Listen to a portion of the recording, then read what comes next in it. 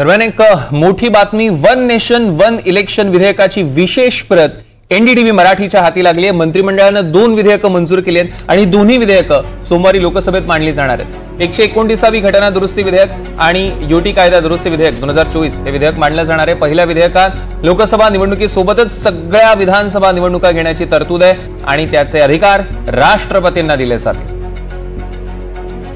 रामराजे शिंदे आपले प्रतिनिधी आपल्या सोबत जोडले गेले आहेत। रामराजे, काय अधिकचे अपडेट्स आहेत?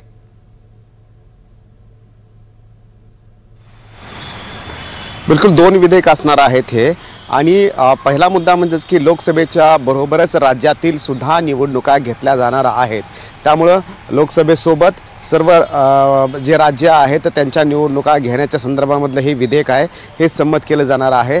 आणि त्याचबरोबर आणखीन अधिकार दिलेत निवडणूक आयोगाला। जर निवडणूक आयोगाला असं वाटत असेल की लोकसभेच्या सोबत राज्यातील निवडणुका घेणं कठीण आहे, अवघड आहे, तर निवडणूक आयोग राष्ट्रपतीशी चर्चा करू शकतं आणि राष्ट्रपतीच्या सहमतीनं मग निवडणूक प्रक्रिया पुढे कशी असावी हे ठरवू शकतं। त्यामुळे दोन्ही पर्याय खुले केलेले आहेत की लोकसभेसोबतच राज्यातील विधानसभेचे सुद्धा निवडणुका घेतल्या जाणार आहेत।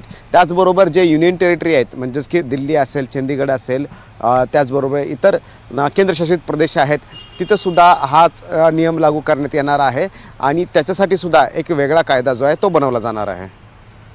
निश्चितच रामराजे, यावर आपलं लक्ष असणारच आहे। त्याचे अपडेट्स आम्ही तुमच्याकडून घेऊ। तुर्तास धन्यवाद।